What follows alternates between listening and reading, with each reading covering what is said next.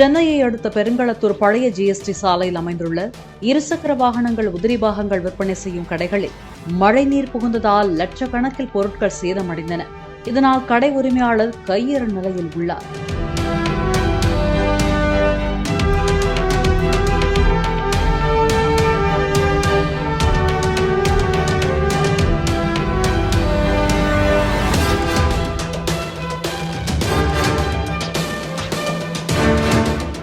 தண்ணி மீடியமாக ஓரளவுக்கு தான் வரும்னு நாங்கள் எதிர்பார்த்தோம். சாமான்லாம் கொஞ்சம் எடுத்து வச்சுருந்தோம். அதை பார்த்தா மீதி ரொம்ப அதிகமாக தண்ணி மேலே ஏறிடுச்சு. பார்த்திங்கன்னா பேர்பாஸ் பொருள்லாம் பார்த்திங்கன்னா போல்நட்டு இதெல்லாம் கொஞ்சம் மழையில் நஞ்சு ஃபுல்லாக சேதாரமாகிடுச்சு.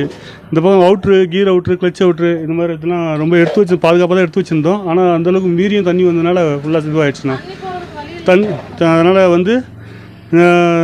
பக்கம் ஒரு 1 லட்ச ரூபாய்க்கு மேலே பொருள் லாஸ் ஆகிடுச்சுண்ணா. 1 லட்ச ரூபா 2 லட்ச ரூபா பொருள்கிட்ட லாஸ் ஆகிடுச்சு. ஆமாம். கோரிக்கை என்னென்ன கோரிக்கை வைக்கிறது, நம்ம இந்த இடத்துல ஏதாவது வச்சுருக்கோம் தண்ணி போகிறது தான். அது எதுவும் சொல்கிறதுக்கு முரளிகிருஷ்ணன் என் பேர்.